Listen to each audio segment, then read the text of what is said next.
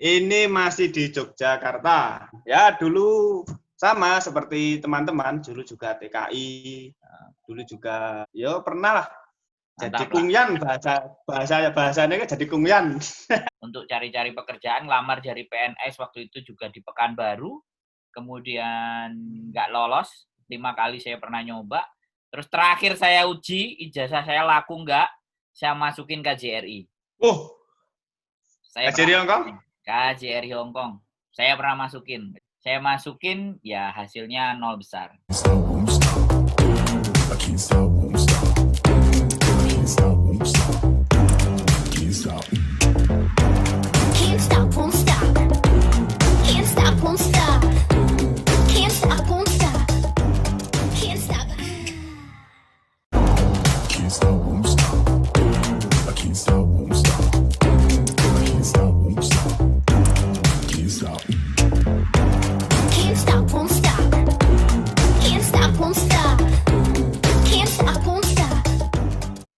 Dengan Mas Lukman. Boleh. Sekarang di mana posisinya, Mas? Ini masih di Yogyakarta. Oke, keren. Mas Lukman sambil melanjutkan pendidikan. Ya, dulu sama seperti teman-teman, dulu juga TKI, dulu juga ya pernah lah jadi kungyan, bahasanya kan jadi kungyan. Kungyan di mana nih? Di Hong Kong apa di Jepang apa di Taiwan? Untuk pengalaman di beberapa negara, cuma yang paling istimewa memang waktu itu bekerja. Siap. 2010, Mas. 2010, mantap. Saya 2013 baru masuk. Oh, 2010, 2017. Ya cuma, tapi ya itu, saya karena dulu kerjaannya sensitif. Tapi setelah itu saya mendapatkan banyak ilmu, mendapatkan banyak pengalaman juga di pekerjaan itu, akhirnya memutuskan untuk melanjutkan pendidikan di Yogyakarta. Mantap. Nah, sekarang dan sampai saat ini juga masih melanjutkan pendidikan. Khususnya saya pribadi ngambil di hukum. Siapa tahu nanti kalau memang sudah selesai, saya bisa melamar pekerjaan di konsulat atau di mana lah. Siapa tahu. Banyak. Gak usah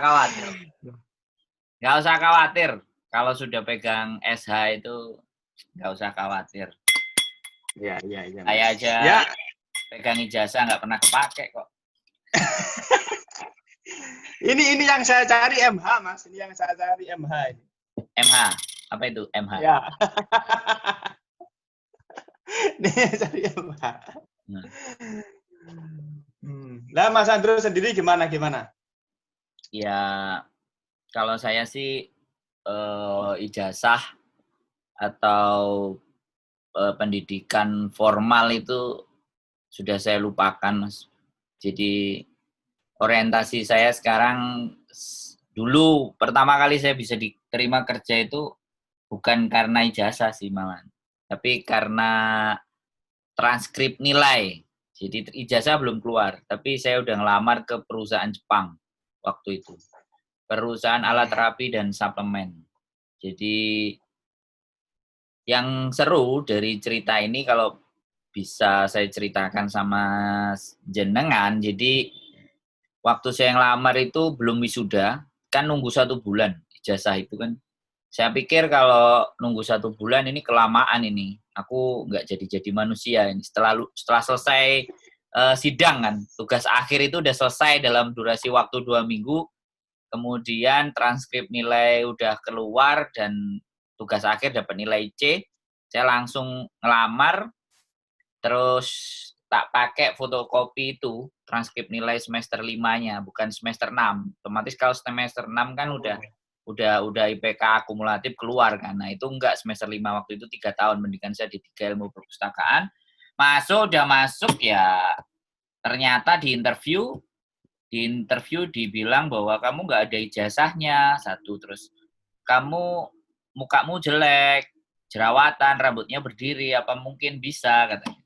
Ya terus aku jawab gini aja, wong ibu belum membuktikan saya bekerja kok udah menjudge saya seperti itu. Kalau saya udah kerja sebulan 2 bulan ibu terima, ibu nggak cocok, buang aja, aku bilang kayak gitu.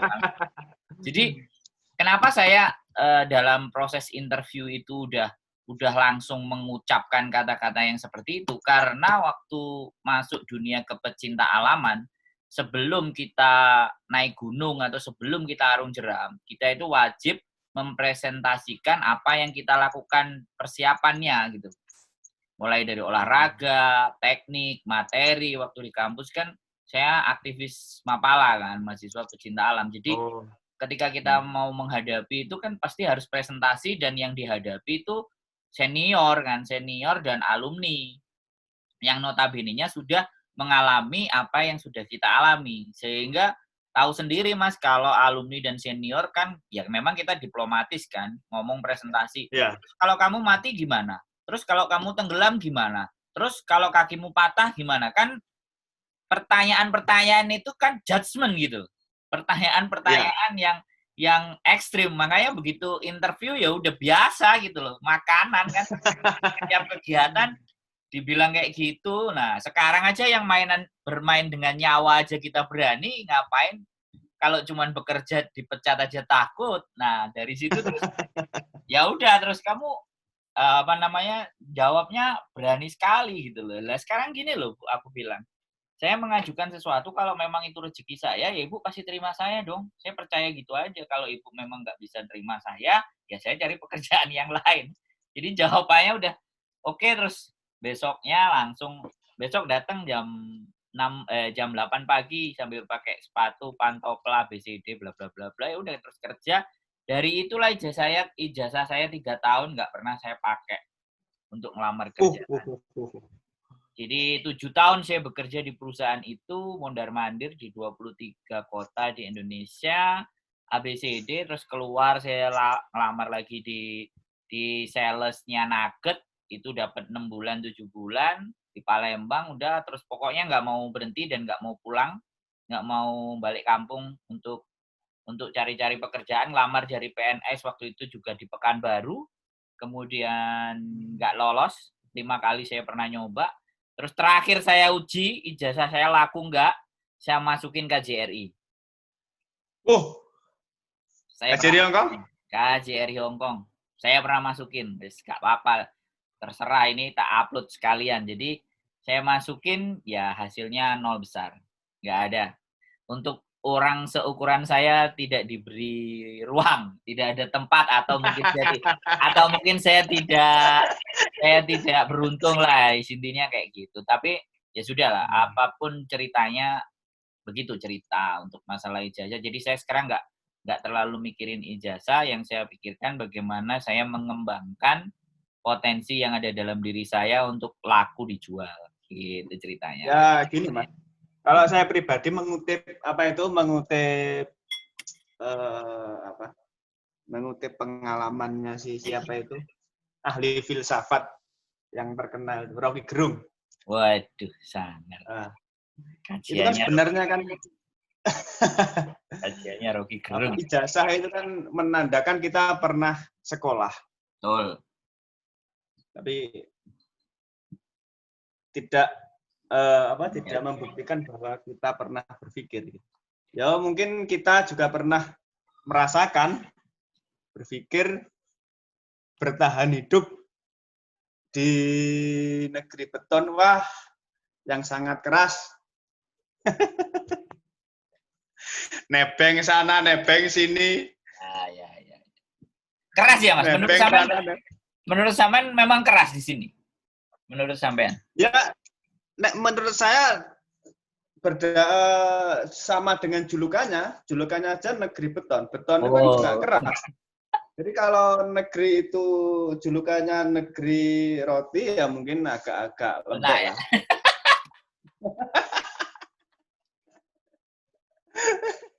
Ya. Ya banyak Mas, banyak pengalaman juga di sana. Makanya aku mau meng-share pengalaman kerja dulu waktu di BRIN, Mas Andro. Jadi banyak kasus-kasus yang masuk. Ya sampai saat ini ada beberapa klien yang masih menghubungi itu masalah utang piutang. Pasti. Terus yang kalau di rumah nanti ditagih. Sebenarnya menurut saya pribadi itu kan konteksnya itu kan sudah berbeda.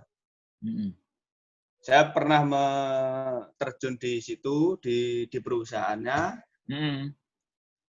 Ya saya hanya istilahnya memberikan argumen yang berimbang. Ya namanya utang lah. Cuma kadang itu sing repot itu loh Mas. Teman-teman itu memberikan jaminan seperti paspor, ID sama kontrak kerja itu ke lembaga piutang. Lembaga keuangan. Tidak tahu ya lembaga keuangannya itu resmi atau tidak. Cuma kan ini. Kalau di luar seperti paspor, ID dan kontrak kerja itu kan nyawa kita. Jadi kalau nyawa kita itu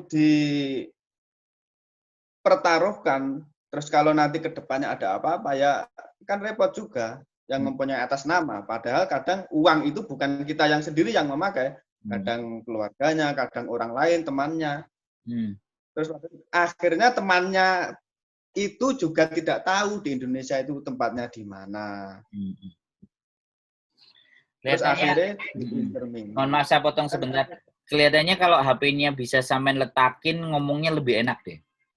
Oh iya. Jadi kan ini juga pendidikan ke teman-teman bahwa bagaimana jalur atau cara atau piutang kalau di sini kan karena sampean pernah berpengalaman di PRIM. Nah, ini benar-benar informasi yang oke menurut saya. Jadi sayang kalau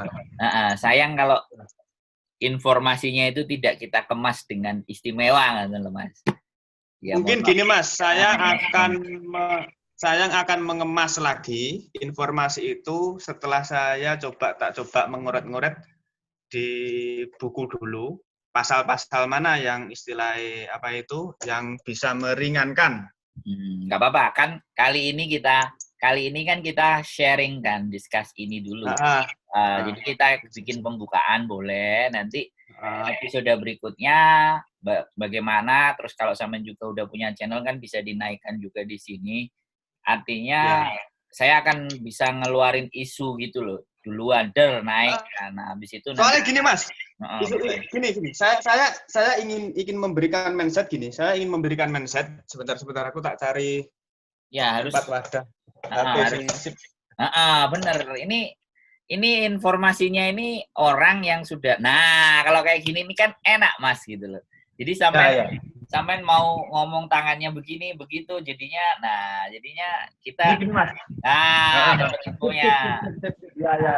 Nah saya cuma kepingin subscriber saya itu juga infonya begini. Nanti kan bisa kita lanjutin kan di episode part 2, part 3, part 4 kan boleh. Terserah sampean aja, aku manut. Intinya saya bahagia, aku senang gitu. Bisa ngobrol. Jadi gini, saya ingin membagi pengalaman, intinya gini. Untuk masalah keperdataan. Ini sebenarnya kan hukum perdata. Hukum perdata yang di sini memang tidak bisa diterapkan di luar negeri, tidak bisa. Tapi kan kita punya KJRI, punya KBRI. Jadi seandainya itu ada permasalahan secara perdata, ya diselesaikan secara perdata. Jadi masalah utang piutang itu kan masalah perdata. Betul. Nah, itu yang sudah saya konsultasikan dengan beberapa rekan yang ahli hukum. Itu kan isunya kan kalau kita punya hutang nanti di Hong Kong, nanti rumah kita disita. Gitu. Nah, dari situ saja kan sudah informasinya sudah salah. Apakah ada mana yang pernah disita? Apakah itu hanya isu? Apakah sudah terjadi? Kalau sudah terjadi, saya mau tahu dasar hukumnya apa. Bank itu menyita itu apa? Gitu. Itu kan jaminannya kan hanya kontrak kerja. Ketika kontrak kerja itu selesai, ya, otomatis kan hapus perjanjian itu kan hapus. Hilangnya perjanjian itu kan karena jaminan itu. Makanya saya juga ini mewanti-wanti, memberikan informasi juga. Kalau memang didatangin orang, terus orang itu meminta sertifikat, meminta apa dari pihak keluarga kan biasa Mas ya. Kalau di kampung itu kurang melek hukum lah. Jadi didatengin orang, anakmu ning Hongkong diutang sekian. Terus akhirnya keluarganya juga agak-agak shock, agak-agak panik gitu. Loh, kerja ning luar negeri kan golek duit, ora golek utang ngono. Akhirnya malah membebani dari pihak keluarga. Setelah mereka ini cerita-cerita aja Mas, cerita apa jenenge? Waktu dulu. Jadi setelah pihak keluarga dihubungi, terus dari pihak keluarga juga menghubungi si yang kerja di Hongkong itu malah terjadi miskomunikasi karena bahwa utang itu ada yang memang dipakai, ada yang memang dipakai orang lain gitu. Jadi ini untuk awalan aja Mas, saya belum buat orek-orek karena tadi yo dadaan, Ica juga dadaan. Kita belum cerita, ini pengalaman sampean waktu di Hongkong. Iya, ini hanya pengalaman saja. Jadi ya siapa tahu lah. Jadi begini Mas, kalau yang beberapa pernah saya dengar itu hukum Hongkong, hukum Indonesia tentang masalah hutang itu sampai detik ini pun kasus-kasus seperti itu masih sering banyak dengar ya, sering banyak terjadi karena kembali lagi bahwa hukum di Hongkong itu sebenarnya utang itu sangat mudah untuk bisa dapat, menurut saya untuk mendapatkan kredit itu karena mindset dan cara berpikir orang Hongkong itu beda dengan orang kita, itu yang menjadi perbedaan. Jadi pada saat teman-teman berada di Hongkong, otomatis kan lembaga-lembaga yang ngutangin ya, lembaga-lembaga yang memberikan hutang itu merasa hanya cukup diberikan jaminan berupa kontrak kerja dan identitas. Itu udah merasa cukup untuk bisa diberikan uang dan tambah satu orang saksi kan. Nah, kan lembaga di Hongkong itu merasa bahwa kepercayaan yang ada di Hongkong itu bisa dipegang. Paham nggak? Jadi kalau menurut pribadi saya nih ya kan, ini logika. Jadi belum berhubungan terhadap hukum. Tapi karena logika itu nantinya ketika akan kita munculkan dalam bentuk dasar-dasar hukum, ya otomatis kita pasti akan harus buka buku kan.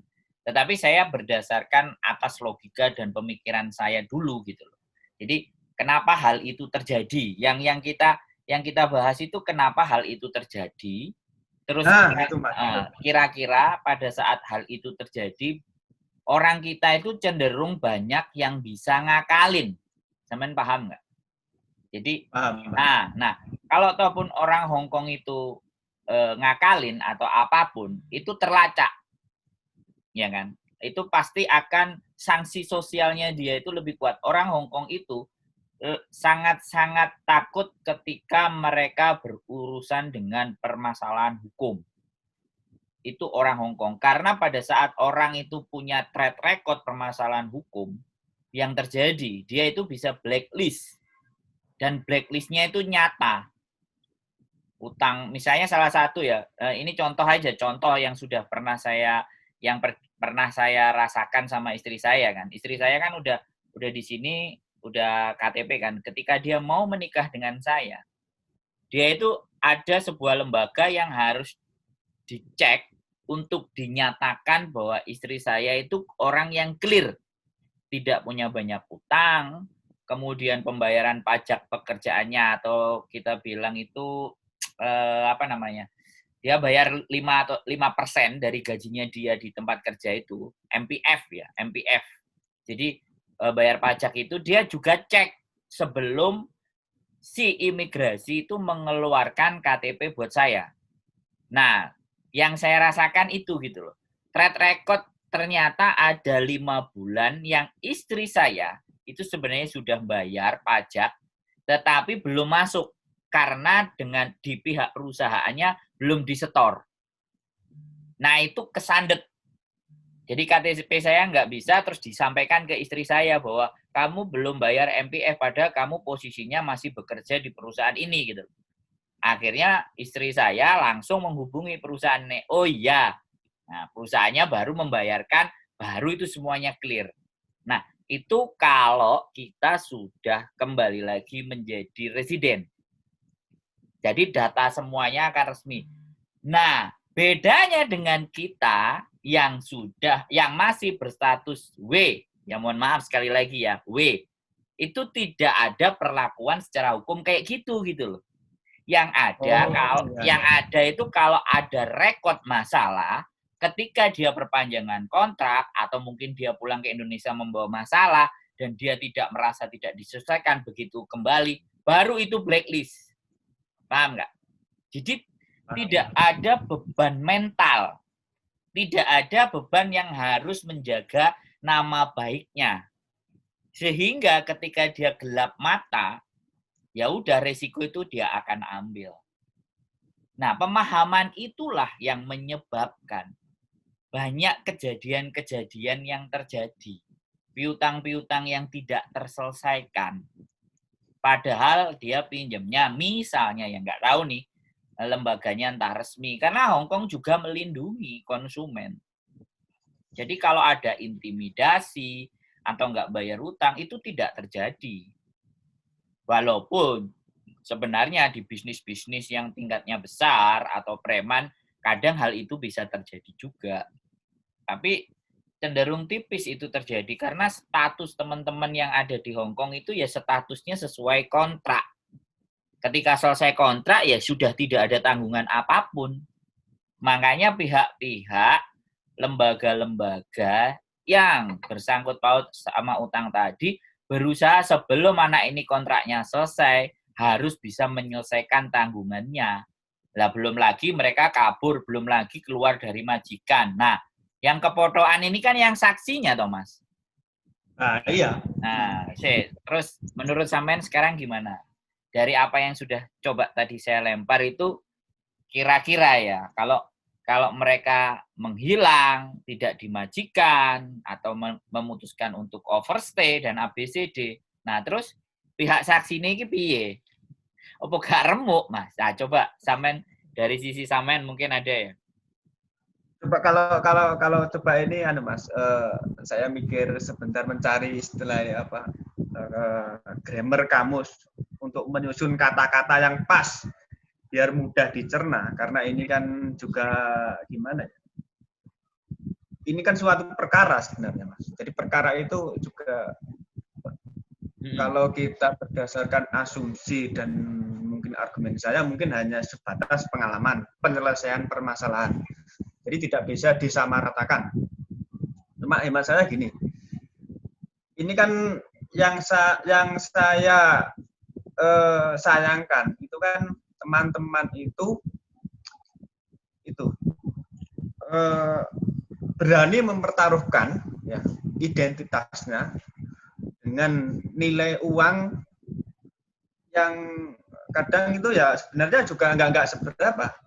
Katakanlah cuma $20.000, apa $25.000. Terus akhirnya tidak kuat membayar, akhirnya dari pihak bank juga naik, melaporkan ke majikannya juga akhirnya mengambil keputusan untuk dikeluarkan kontrak. Nah, itu kan impact-nya dari kesalahannya tidak membayar itu, dampaknya itu, dia kan harus mengulangi lagi dari nol. Mulai potongan lagi, mulai anu lagi. Ya. Sebentar Mas, anek surat pos sebentar. Ya. Kantor pos. Apa-apa, diambil dulu. Anek kantor pos.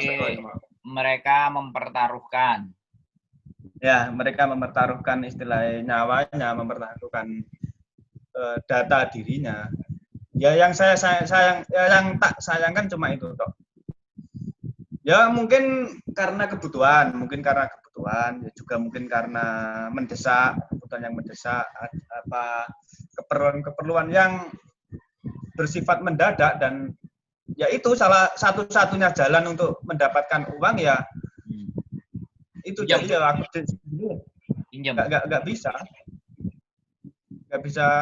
nggak bisa ngomong sampai piye. Ya memang aku mergane soalnya ya dulu pernah ngalami juga hal seperti mereka waktu di sana juga. Pepet, wayahe bayar kos-kosan, wayahe. Jadi gini ya Mas, kalau saya lebih ke arah bicaranya adalah culture shock ya. Jadi kita tidak berbicara permasalahan hukumnya, tapi kita berbicara kenapa seseorang dengan sangat mudah mengambil sebuah keputusan, di mana keputusan yang akan dia ambil itu berdampak dan beresiko. Kan bisa jadi, ya jadi kan yang kita omongin adalah bagaimana memberikan edukasi. Boleh kita punya tanggungan, boleh kita punya hutang. Tapi setidaknya kan logika dan cara berpikir itu jangan ambil simpel gitu. Ya, konstruksinya itu kan kita juga harus tahu. Nah, ya makanya konsekuensi yang akan dia terima itu seperti apa dan seperti apa. Tetapi kembali lagi, mengedukasi atau memberikan pemahaman seperti itu bukanlah sesuatu yang mudah gitu. Karena makanya kita kan tidak pernah merasakan seperti posisi seperti yang mereka rasakan gitu. Nah, kebelit-belit utang, ABCD, bla bla bla bla, dikomporin, cara mindsetnya gampang. Nah, dari situlah kita intinya ya buat saya kembali lagi, kehidupan itu memang terserah pribadi masing-masing. Tetapi dampak-dampak yang akan ditimbulkan, makanya kemarin lembaga kejaksaan ya atau Mahkamah Agung yang ada di KJRI itu membuat campaign namanya kampanye silahkan bikin video pendek yang menceritakan tentang pelanggaran-pelanggaran gitu. Jadi gitu loh. Nah, salah satunya yaitu tadi pelanggaran terhadap piutang ke bank gitu. Karena memang kalau saya sampaikan ngomong ke sampean bahwa persyaratan hutang itu kan cuman kontrak, paspor, KTP sama saksi kan selesai. Selama angkanya itu bisa nutup di angka ibaratnya kan gaji mereka 4.600 dia hutangnya 20 ya kan dia bisa cicil gitu loh. Tetapi karena hukumnya mereka itu di bawah under kekuasaannya majikan ya kan otomatis ketika apa yang akan terjadi dengan dia mengenai pelanggaran hukum perdata otomatis yang kena itu sebenarnya tidak langsung ke dia ke penanggung jawabnya gitu loh. Nah, sedangkan orang Hong Kong itu tidak menginginkan gitu loh. Masalah-masalah piutang-piutang itu terjadi. Makanya ada beberapa win-win solution ketika dia mau ngomong sama majikannya bisa ngasih duluan. Ya kan? Bisa ngasih duluan, terus dia dikasih, akhirnya tiap bulan dia nggak akan gajian. Nah, masalahnya si manusia penghutang tadi itu tidak mau menggunakan cara itu gitu loh. Nah, kalau otaknya mereka itu sudah berpikir jelek karena ini bisa bisa disiasati, aku nanti bisa kabur, aku bisa nanti ganti dan ABCD. Nah, itu sebenarnya kan mempersulitkan dia sendiri. Dan pemahaman itu kan tidak tersampaikan kepada mereka dengan baik dan benar. Walaupun kasus itu ada, tetapi kan nggak banyak. Tetapi tetap aja hal itu bisa terjadi. Dan itu biasa terjadi sama yang lebih baru-baru. Pada saat itu Mas. Nah, pemahaman itulah yang terjadi kepada orang-orang baru. Otomatis ya saya nggak ngerti mekanisme dari lembaga KJRI kepada anak yang baru. Mereka pernah memberikan masukan apa, memberikan apa cerita-cerita buat yang baru agar hal-hal kayak gitu kan tidak terjadi. Karena ada setiap minggunya itu kalau nggak salah hari Jumat atau hari apa, anak baru dari PT itu dibawa ke KJRI untuk diberikan tentang pemahaman-pemahaman ABCD bla bla bla bla.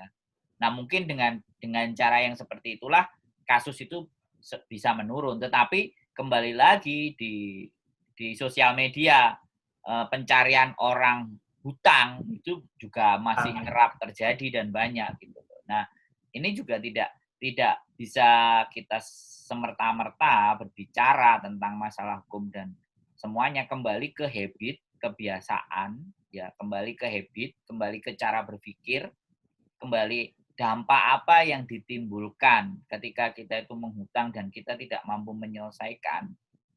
Intinya itu si penghutang tadi itu cara berpikirnya hanya pendek. Ataupun justru dia sudah tahu resikonya, akhirnya dia terobos. Nah, seperti itu loh, Mas. Jadi, kemungkinan karena menurut saya, sampean pernah pengalaman di Prim dan ABCD, ya nggak apa-apa. Ini jadi kajian konten ini sampean, atau suatu saat sampean mau speak up, sampean bikin konten, dinaikin. Jadi, sekarang itu kan zamannya bebas gitu buat saya sih. Nah, kebetulan sampai tadi ngomong pingin ngobrol, ya udah, aku nggak pakai lama karena aku bolak-balik nerimain bokeh dari sampean dari dulu, mau ngajak ngobrol, udah langsung tak eksekusi. Aku orangnya kayak gitu, Mas. Nggak pakai aku udah ngeliat dari dulu. Lama, ya? Aku dari dulu sampean oke lah. Sekarang media sosial udah begitu. Ini Mas, aku juga soalnya gini, sebenarnya aku agak-agak gaptek. Yang media sosial itu juga agak-agak kurang begitu canggih seperti teman-teman. Karena ya sebenarnya juga nggak kutu buku juga, cuma lebih suka itu kalau kita berdebat itu secara face to face langsung gitu. Jadi kita menghasilkan dialektika terus menemukan solusi, ya mungkin sama seperti praktisi-praktisi yang lain. Jadi kita ketemu, kita hantam itu apa yang menjadi bahannya. Kita punya pandangan seperti ini, mereka punya pandangan seperti ini, dan mungkin ya juga banyak teman-teman yang di Hongkong juga yang sebenarnya pandangannya itu sangat brilian, bukan dari secara akademisi, bukan secara profesional, karena pengalaman dia, entah itu cara berbisnis yang sudah pernah dia lakukan, pernah sukses, akhirnya mungkin ada ketidakjelian, akhirnya bangkrut. Terus solusinya kan berangkat ke luar negeri. Nah, karena mau dewi kan ngono, Mas.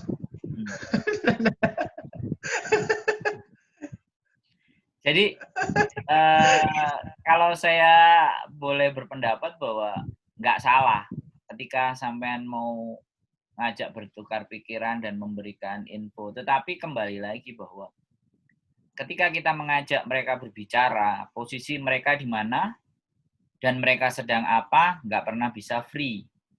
Nah, untuk apa yang menjadi concern sampean ke arah di situ, pertama ya udah sampean naikkan dulu apa yang menjadi pemikiran sampean.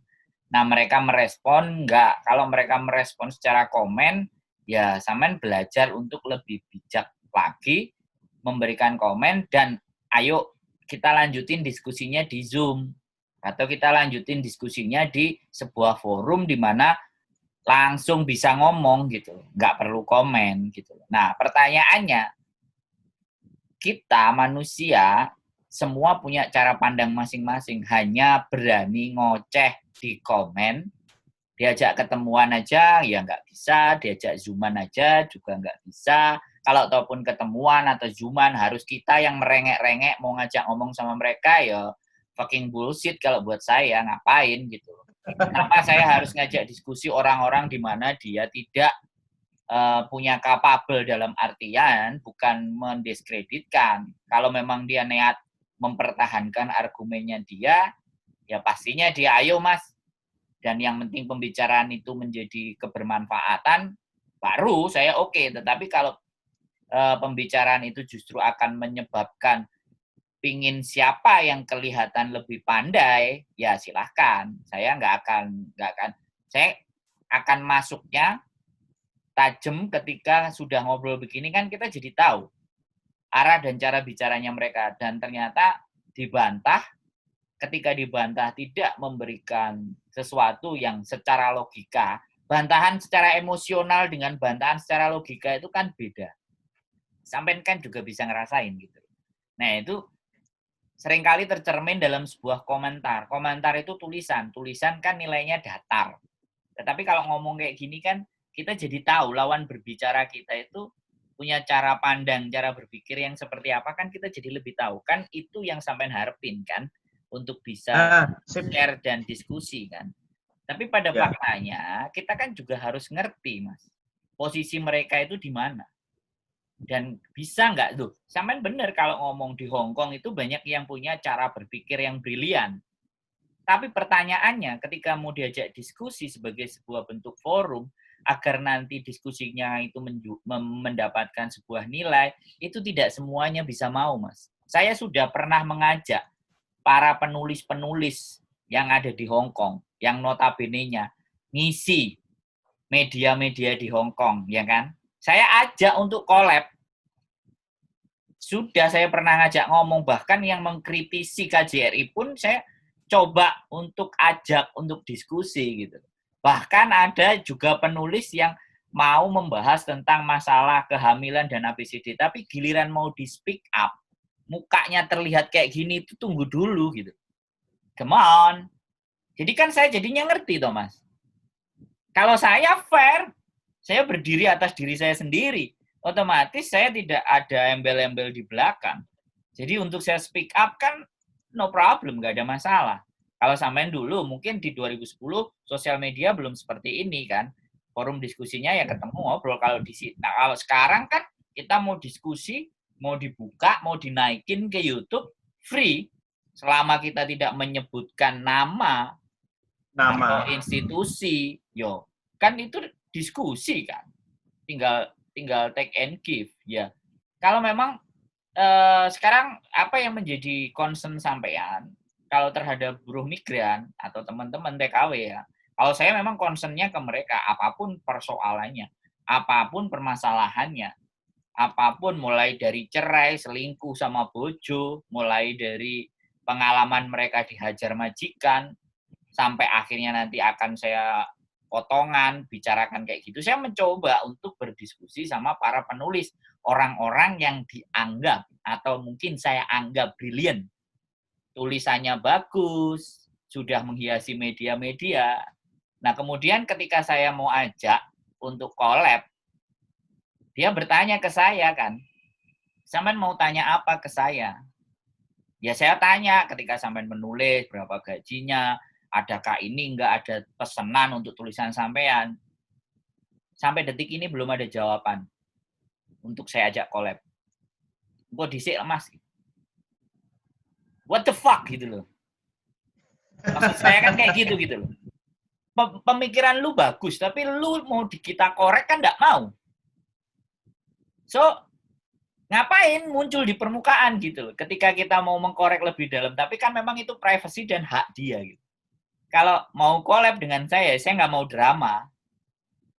Terserah mau saya tanyain apapun, ya silahkan. Nah, di situ loh Mas, yang saya kadang-kadang ngerasa so naif gitu. Jadi manusia itu nggak asik gitu loh buat saya. Jadi coba gini Mas, aku ingin saya sangat paham sependapat juga apa yang menjadi pernyataan sampean. Cuma aku ingin memberikan ruang-ruang ya, memberikan mungkin ini pandangan saya. Jadi mungkin mereka kurang memberikan memberikan ruang-ruang, wilayah-wilayah mana yang ini memang harus dipublikasi, wilayah mana memang ini yang menjadi privasi. Itu kadang memang belum bisa teman-teman itu. Soalnya kadang yang dia serang itu person.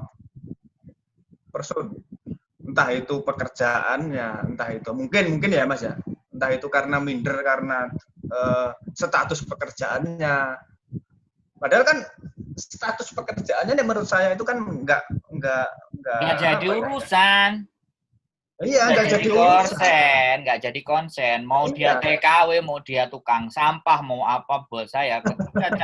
Ketika cara berpikirnya bisa untuk diajak berdiskusi dan diskusinya memberikan hasil, not emotional discuss, bukan diskusi yang emosional dan diskusi yang hanya ingin menunjukkan bahwa aku loh luwih pinter. Nah, yang terjadi itu kan nggak seperti itu, Mas. Yang terjadi kan aku ki pinter, aku nono wis. Dijak diskusi ya mau. Yuk, apa maksudnya kan kayak gitu. Saya cuma berpikir aja. Ya, saya nggak, sekali lagi saya tidak mendiskreditkan person tertentu. Tetapi kalau memang gitu, saya ngelihat lu punya potensi, bagus, tak ajak collab. Tapi tidak ada jawaban. Gitu loh. Jadi orang-orang yang sudah seperti yang Samen tadi bilang, brilian secara pemikiran, belum tentu dia itu mau grow up, tampil di atas untuk memberikan kebermanfaatan. Karena apa yang mereka lakukan itu ada yang mengandung muatan. Gitu. Muatan itu muatan pesanan. Muatan pesanan itu apa? Money. Jadi kan ketika dia naik ke publik, pertanyaan saya menjurus, apa gak sama juga membunuh dirinya sendiri? Gitu loh. Saya nggak merasa diri saya pinter, tapi justru mereka yang protektif duluan terhadap cara berpikir saya, toh. Jadi itu, Mas. Makanya buat saya, ya saya hanya berpikir bahwa ya sudah, kalau memang nggak berani ya tak pikir sampai di situ tok kemampuannya. So apa sih? Ada nggak kerugian ketika saya ngobrol? Kalau mereka sangat takut semuanya itu ketahuan, berarti kan ada yang disembunyikan di balik semuanya itu kan. Di balik kepopuleritasan dia, di balik kebriliannya dia, itu hanya kamuflase dong. Kalau saya bilang, hanya kerja aja toh. Yang sampai di sini sampean bisa memahami. Sehingga persoalan-persoalan yang terjadi itu kan bisa kita speak up gitu. Dan dampaknya nanti kan yang nonton jadi tahu, yang dampaknya yang nonton jadi mengerti, oh ternyata begini. Nah, sampean itu menurut saya ada potensi untuk bisa berbagi atau speak up atas pengalaman apa yang sampean alami di masa lalu. Nggak apa-apa, terlepas itu buruk, jelek, dan segalanya. Karena kebahagiaan kalau menurut saya, itu ketika kita tidak punya harta, ketika tidak punya materi, tapi bisa berbagi kepada orang lain. Dan apa yang kita bagikan itu menjadikan inspirasi. Nah, itu cara berpikirnya sang YouTuber namanya yang Eka Gustiwara. Jadi dia membuat musik atau membuat sebuah karya, kemudian karya itu ditonton sama orang, akhirnya orangnya terasa terinspirasi, karya misalnya kembali ke orang tua atau komunikasi dengan orang tua, dia jadi berpikir terus akhirnya hubungan dia dengan orang tuanya kembali baik. Itu kebahagiaan walaupun cuma satu orang yang merasakan, tetapi itu kebahagiaan dari seorang YouTuber yang namanya Eka Gustiwara. Nah, orang-orang yang punya idealis di situ itu nggak ada. All is about money. Semuanya itu tentang uang. Semuanya itu tentang muatan yang dinamakan materi dan uang. Fucking bullshit. Jadi, saya cuman, ya sorry. Nggak kelasnya saya gitu. Kalau sampean tahu, cerita saya kan juga dari Ira kan. Apple Jam. Yeah. Saya memulai ke Hong Kong itu bagaimana dan seperti apa. Bagaimana perjuangan saya. Makanya kalau ada yang bilang bahwa alah kon rene yang golek duit, maaf. Buat saya kalau yang dicari uang ya terlalu sempit cara berpikirnya. Tetapi kalau ngetes awak ya baru.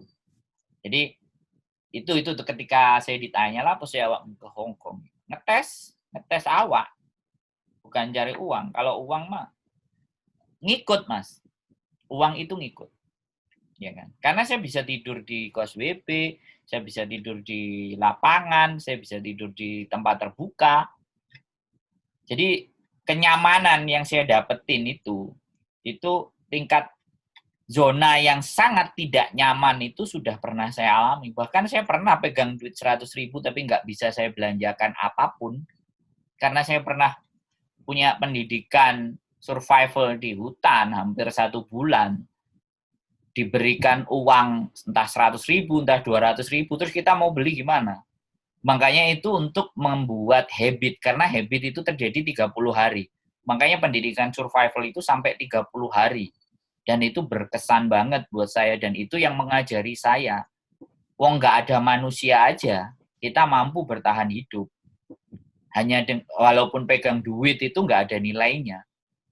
Akhirnya ya udah saya terapkan ke dunia nyata dengan puasa, dengan segala sesuatu. Ya saya berlakukan seolah-olah saya secara penghasilan pada saat saya di hutan cuma 100.000. Tapi bagaimana uang 100.000 itu bisa menghidupi saya sampai sekian bulan. Nah, itu terjadi sama saya. Saya pegang uang 900.000 tersisa, saya tukerin di penukaran uang di area Tin Hau waktu itu, cuma dapat 400 Hong Kong dollar, saya bisa hidup 2 minggu.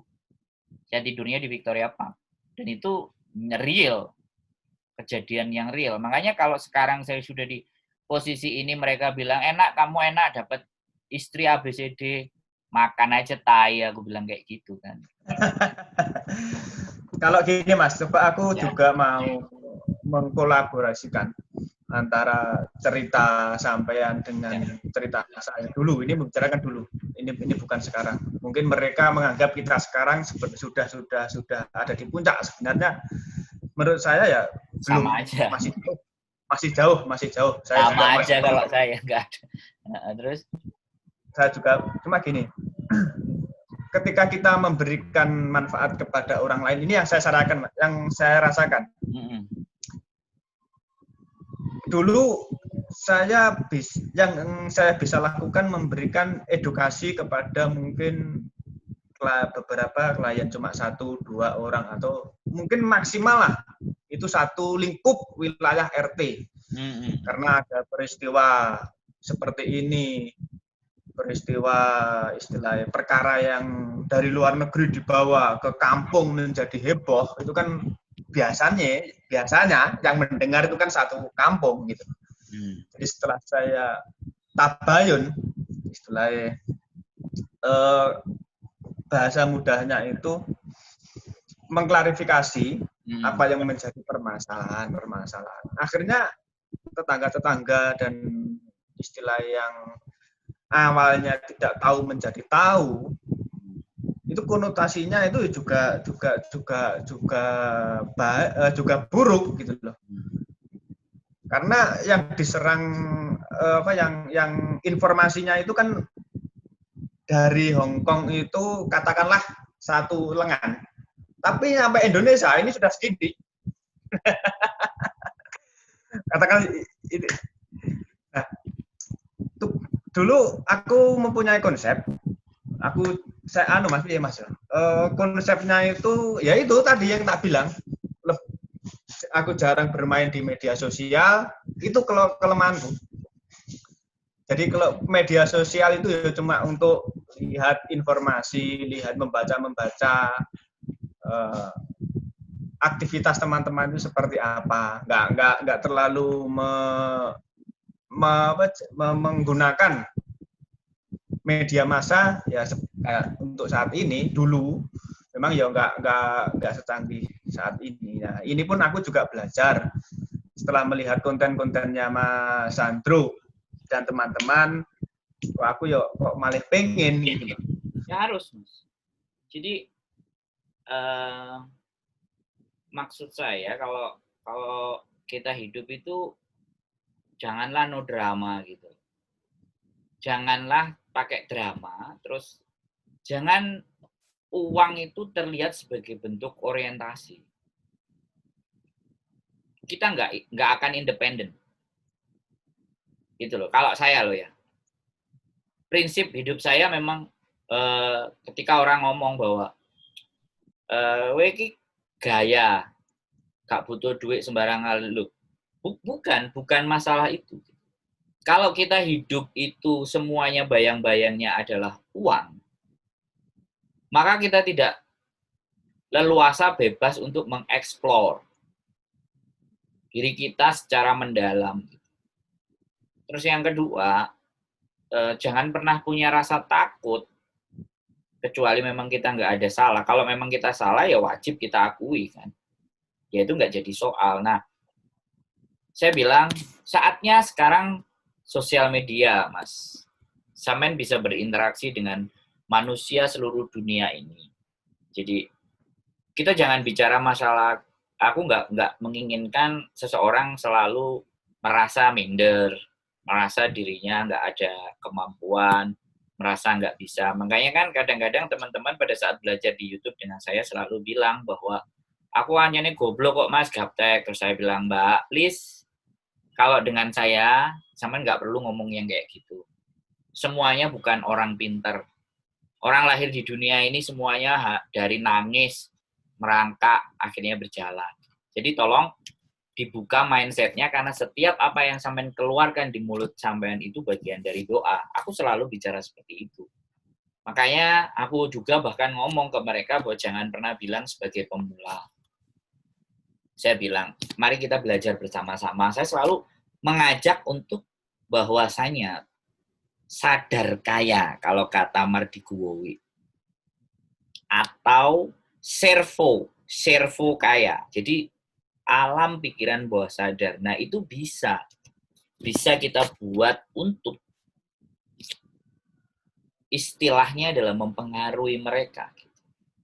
Nah, saya di posisi kayak gini, di komunitas YouTuber Hongkong ini pun bukan sesuatu yang saya peroleh dengan cara yang gampang.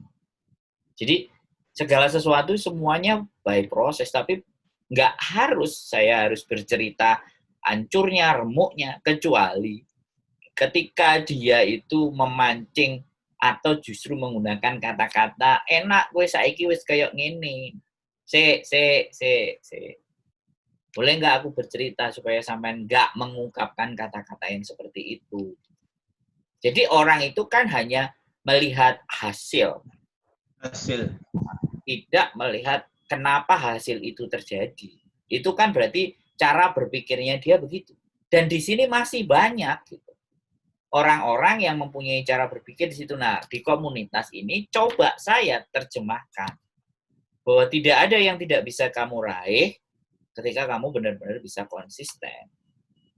Nah, kekonsistenan ke dalam diri sendiri itu kembali lagi sebuah pelajaran yang juga nggak gampang. Nah, menurut saya dimulailah Mas Lukman. Di Facebook-nya boleh, dimain di channel YouTube-nya juga boleh. Mulailah ngomong, speak up kayak gini, terus diputar lagi, layak nggak, menyinggung perasaan nggak, membuat orang rasa gimana nggak, oke, edit, naik, upload, besok lagi edit, upload, besok lagi edit, upload, 10 kali uploadan, sampean akan melihat video sampean nantinya, ya kan, kok kayak gini, kok kayak gini, ya sama, semua proses juga kayak gitu. Lama-lama diperbaiki, lama-lama mulai ngambil referensi, mulai mengadopsi apa yang sampean baca, mulai pengalaman dengan apa yang sampean baca. Jadi intinya jangan pernah berhenti ketika kita kepingin berkarya, berkaryalah. Jangan nunggu sempurna baru terus kita berkarya. Kalau kata YouTube ya, jangan berpikir tentang sempurna. Tetapi mulailah dari apa yang kamu sukai dan kamu ingin tekuni. Mulailah. Itu YouTube loh yang ngomong, bukan saya. Makanya dia bikin sebuah platform di mana platform itu mampu melindas, menggerus partai-partai besar kayak televisi, ya kan? Ya kan, itu digerus sama dia. Jadi orang sudah bisa punya platform sendiri untuk mengeksplor dirinya sebagaimana apa yang mereka inginkan. Broadcast yourself. Nah, saran saya itu, silahkan dimulai ketika suatu saat. Nah, ketika sampean harapan untuk bisa balik lagi ke Hongkong, tapi usaha-usaha yang sampean lakukan tidak speak up, tidak berbicara, terus tidak intim di sosial media, mohon maaf sekali lagi juga, saya bercerita, setelah saya bikin komunitas, kebetulan ya ada rezeki sedikit, ya kan, saya sudah dikontrak untuk tanda tangan salah satu BUMN yang ada di Hong Kong gitu, untuk melanjutkan sosial, untuk menghandle sosial medianya mereka. Gitu loh Mas. Jadi di saat saya kehilangan banyak pekerjaan kayak cuci kompor gitu kan. Kemarin saya keluar dari hotel, tapi saya tetap pertahanin komunitas YouTuber saya, ya akhirnya dilirik juga gitu. Nah, sebenarnya Badan Usaha Milik Negara itu sebenarnya kemarin juga sempat masih tarik ulur lah, aku nggak ngerti. Tapi begitu ada momentum ya saya dikontrak, nggak besar buat saya. Nilainya untuk disejajarkan nggak besar, tetapi buat saya bukan itu. Tapi ini konsen ke teman-teman yang di Hong Kong, ya saya mau. Jadi perjalanan itu, Mas. Kalau memang suatu saat dari pemikiran sampean bisa diambil, terus portofolio sampean, experience sampean yang pernah ada di sana sampean ceritakan, ya kan kita nggak ngerti. Ya kalau memang mau ada harapan dan mimpi ke sini lagi, ya itu nggak jadi soal. Nggak apa-apa, Mas. Jadi kalau sampean belum punya platform sendiri, sampean ada yang mau di speak up, materinya tentang apa, ya saya bersedia. Tambah saya bersukacita kalau sampean justru kepingin, tapi nek saranku ya mainkan di sosial media sampean gitu, karena kembali lagi menumbuhkan kepercayaan diri itu nggak semua manusia bisa. Memang gini ya Mas, leadership itu yang belum tak asah. Mungkin secara akademisi, mungkin saya juga masih belajar. Tapi nggak semua cara berpikir akademisi itu seperti yang sampean bilang, seperti siapa tadi, Bosman Mardigu. Dia sebagai akademisi sekaligus pebisnis. Mungkin sepak terjangnya di luar negeri dia sudah wah luar biasa. Makanya kutipan-kutipan dari beliau itu ya juga menjadi motivasi kita sebenarnya untuk berkarya nantinya. Kalau untuk kembali ke Hong Kong itu mungkin ada Mas. Tetap entah itu Loy Hang, hanya Loy Hang, opo Loy Hang. Ya dulan-dulan lah sambil ketemu dengan beberapa klien.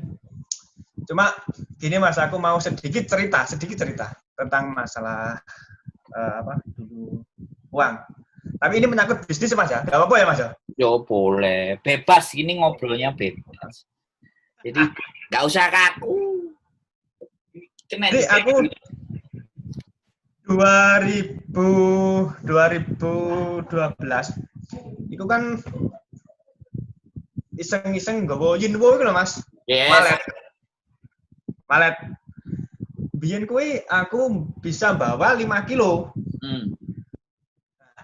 Zaman waktu itu harganya nggak salah aku pernah jual itu $11.000. $11.000 1 kilo. Itu sebenarnya juga sampingan, tapi sebenarnya ada hasilnya. Hasil itu iso dienggo tiket pulang pergi lebih, ada kelebihan iso tinggi nyewa kos-kosan, iso tinggi bertahan hidup ning kono. Ya cuma cerita itu aku juga pernah ngalami nggak enak. Jadi harga malet itu nggak sesuai dengan yang harapin. Yang mereka tawarkan setelah barang nyampe sana, terus ternyata barang kita nggak sesuai dengan keinginan mereka, terus barang kita ditawar. Itu kan cuma Mas, cuma cerita masa lalu ya. Yo pernah hasil juga, pernah untung ya juga pernah ya nggak untung. Dari secuil cerita tadi, sebenarnya saya mengambil hikmah itu beberapa teman-teman dulu yang